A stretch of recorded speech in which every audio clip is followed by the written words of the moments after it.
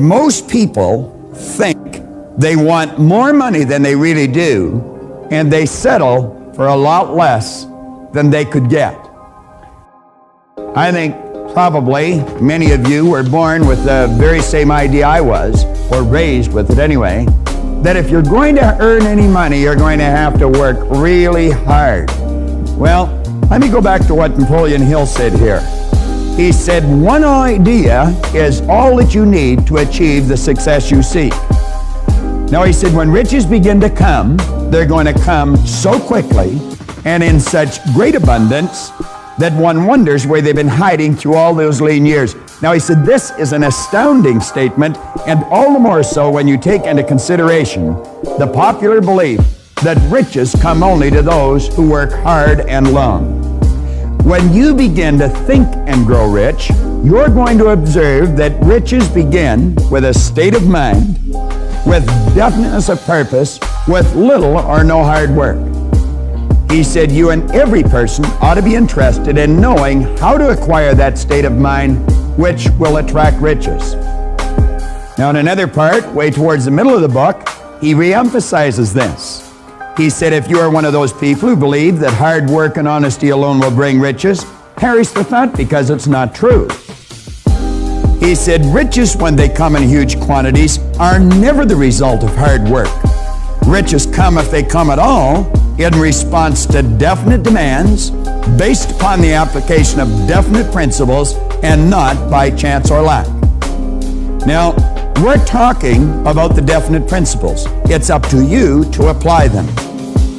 You want to stop and think, how can I fill a definite demand? Now, you don't have to go too far to see very poor service. These people have never gained an understanding of the law of compensation. The law of compensation is based on three very simple points. The amount of money you and I earn is always going to be in direct ratio to the need for what you do, your ability to do it, and the difficulty there will be in replacing us. Now, there very likely is a great need for what you do. You had nothing to do with that. That need was just there. Your ability to fill that need. All you have to do every day is put forth an effort to do whatever you're doing better. And as you do that, you're going to find that it'll become very difficult to replace you. There's very few pros around. A lot of people busy, but not too many doing it properly. Now, we're saying for you to get into this prosperity concept or get it into high gear, you must be specific. If you want some money, you have to be certain that you know exactly how much money you want. You see, what we're working with is our subconscious mind. Now, we've touched on that a few times. Let's take a look at it again.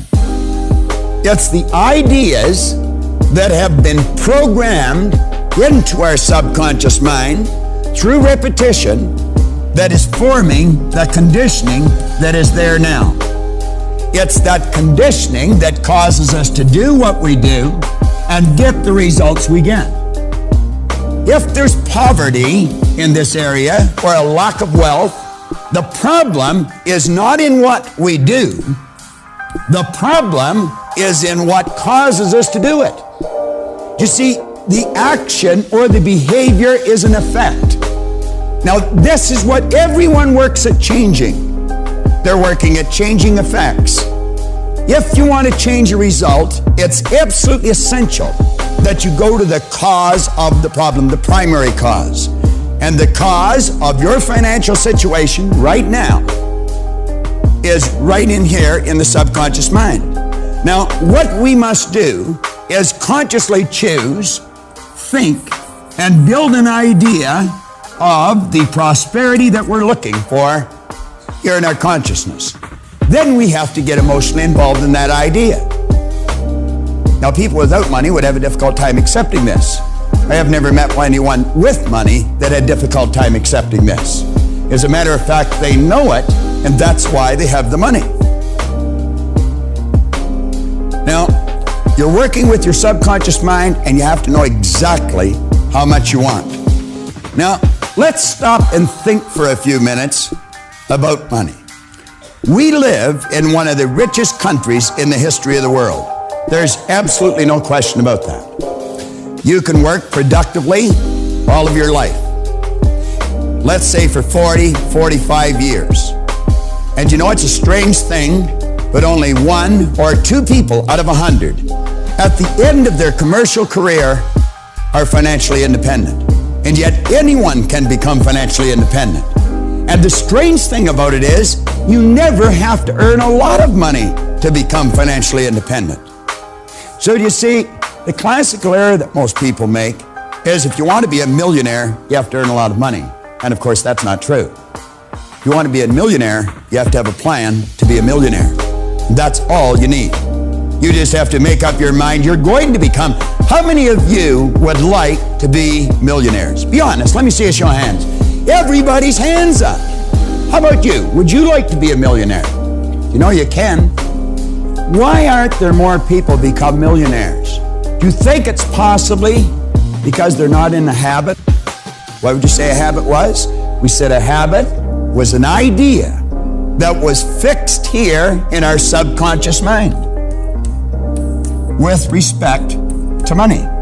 Now, if there's such a small number of people make it, they must have a habit in their subconscious mind with respect to money. But you know, through conscious choice, we can form a good habit. We can renew the mind. And you only have to discipline yourself for a very, very short period of time. I'm suggesting you decide exactly where you want to go or the star that you want to hit. Now, all we need to get from here to here is a plan and then follow it. You don't have to know exactly everything you have to do, but you have to go to someone who does. I mentioned earlier that many years ago, I earned in excess of $1 million in 1 year. Now, I'm going to tell you something that I'm not too proud of, but it's the truth. At the end of the year, I didn't have any money. I was one of those rich people that didn't have any money. I was living fairly well, but nothing extraordinary. I didn't buy any planes or trains. I didn't shoot off to Paris for a weekend. I wasn't in the habit of flying off to Atlantic City or Las Vegas and play on the tables. And matter of fact, I didn't even know where it went. There was some things I wanted that I wasn't even able to afford to buy. And they weren't extraordinary things. Now, if you've always worked for let's say an average wage, you might be wondering, well, how did he do it? It wasn't difficult. There's some people here in the audience that have done exactly the same thing. Probably a number of you. And you'll say, no, it wasn't difficult. Do you know that most people have never sat down with someone that really understands money? Why is it we just ask anyone for advice? Why is it we just say, what do you think? The person we're asking probably doesn't. But they'll always give you an opinion. Well, we're suggesting you sit down with someone that really understands. Now, wealthy people follow the advice of financial experts. Now, if you are not on the road to financial independence, this is probably why. There's 3 categories that people generally fall into. Number 1, they're in a deficit position.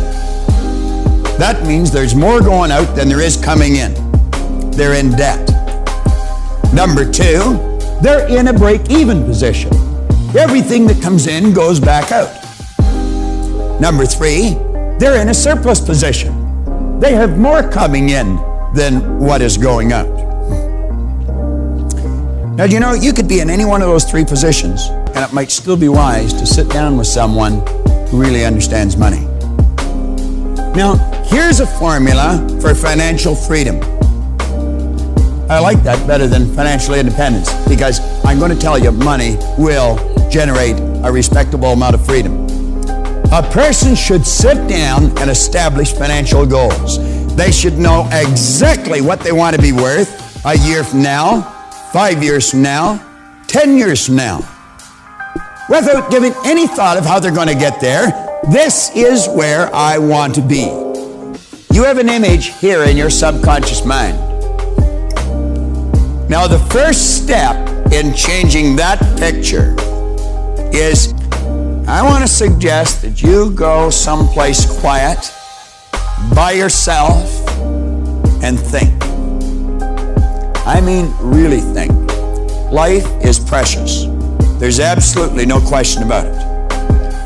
And I'm suggesting that you build into your mind a picture of exactly how you want to live. Don't give any thought to how it's going to happen. We're not at that point yet.